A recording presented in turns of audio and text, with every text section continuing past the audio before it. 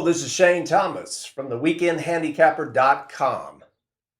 In a previous video, I talked about two types of exotic wagers, the two categories, vertical wagers and horizontal wagers.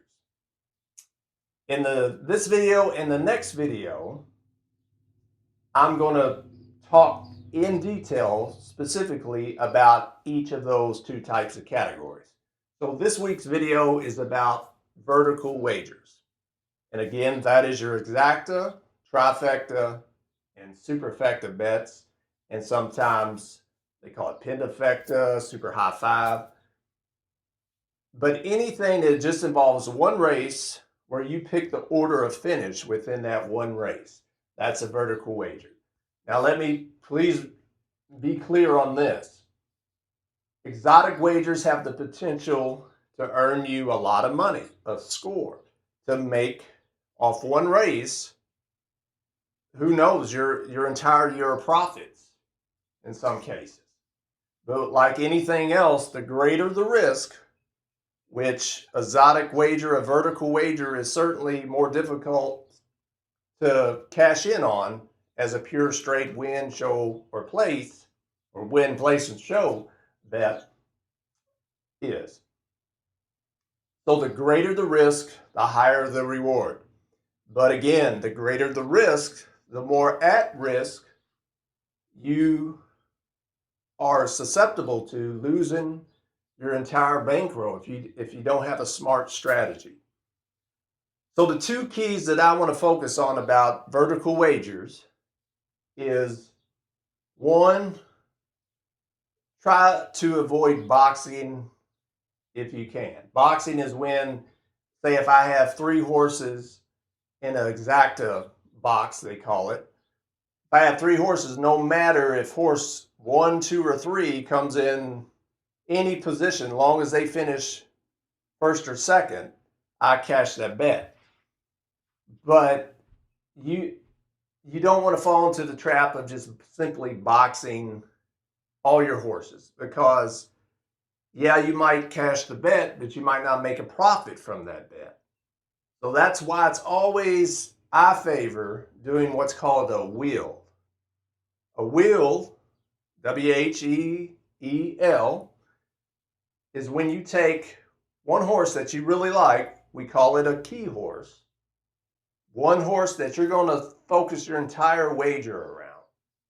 And you take that key horse, and say in an exacta, you have it to win, but you have multiple horses underneath to come in second. Or if you're playing a trifecta, you have that horse to come in first, and it can only come in first, and you put horses underneath in the second and third spot. To me, that's more effective than boxing. And here's why. By wheeling a horse, you can assess different increments, different amounts of wagers for each of those combinations. When you box a horse with 3 horses, 4 horses, whatever the case may be, sometimes if the 2 favorites win, the 2 low price horses win, you might not even break even. You'll lose even though you cashed the bet and your horses came in the order that you thought they would, but the fact that it pays so low because you got all these other combinations, you end up losing money. So one way that I love to do it is playing wheels more than I box horses. Because when you box horses, you're basically saying, I'm allocating my money, my capital, on the same on each of those combinations. When you wheel a horse, when you make a bet, whether it's exacta, trifecta, or superfecta, when you wheel it, you have the opportunity to say, I think horse 1 and 2 has a greater likelihood of finishing first and second than horse 1 and 3 or 1 and 4, however many horses you're going to include. And if that's your opinion, you could put more money in the horse combination 1 and 2 than you can 1 and 4. I know that probably sounds confusing, but the principle is, if you become a sound handicapper, which I have no doubt you will,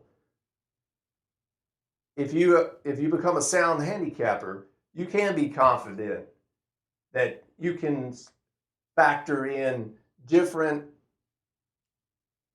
combinations that are greater likelihood to finish than just saying, 3 or 4 horses, box them. So that's one strategy I want you to test out, keying a horse and willing that horse in your vertical wagers.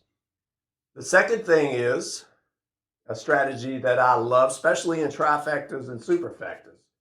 Again, you have a key horse. A key horse simply is you think that horse is going to finish first, second, or third, or fourth if you're doing superfectas. And you put all these multiple combinations in your wheel, different tickets. So say I love the horse. It was the number 1 horse. I will say I want to play multiple tickets with that horse coming in first, with a bunch of horses or a few horses, whatever your opinion is, coming in second, and a bunch of horses coming in third. Then I would make another ticket. Remember, my key horse is the number 1 horse. I would make a number ticket with some horses beating that horse, finishing ahead of that horse, and my key horse coming in second, placing, and then I would put a bunch of horses underneath for third. Then I would put my key horse, the number 1 horse, in the third spot to show, and having several horses to win, bunches of horses to place. And what that does is, if you're confident enough in that key horse, and remember, you always want your key horse to be an overlay, to have some value to it. If you do your handicapping right, you pick some long shots or good priced horses around that horse, and as long as that key horse comes in first, second, or third, and you get your other horses that you built your ticket around, then you have a great shot of cashing the bet, and who knows, making a pretty decent profit in your exotics. So that, to me, is some key strategies for vertical wagers. 1, do not box unless you have horses at pretty high, mid to high level odds.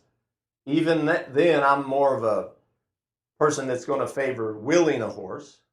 You find a key horse, you will that horse with some other horses that you feel confident is going to come in first, second, third, or fourth, depending on the bet that you make.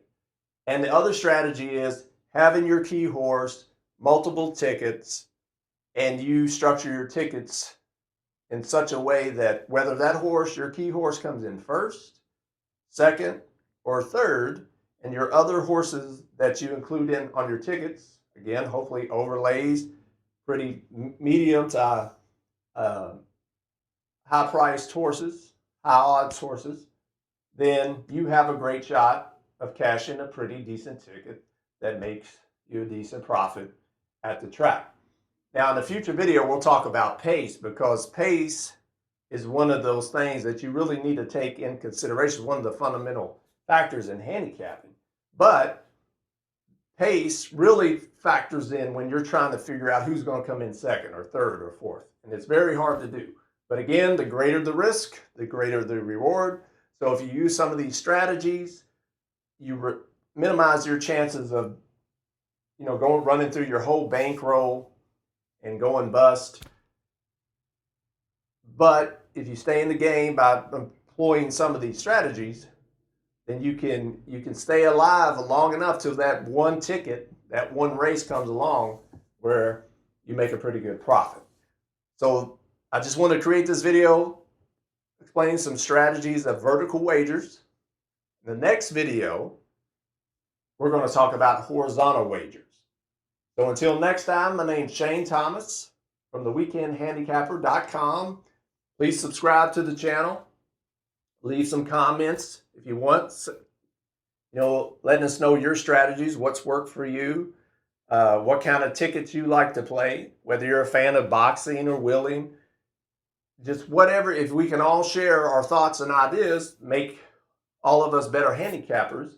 Again, a common principle is the better we get at handicapping, the more fun we have at the track, the more money we make. So until next time, I'm Shane Thomas. Check out the website, weekendhandicapper.com. And happy handicapping, and be smart and practice sound strategies when it comes to vertical wagers. Thank you.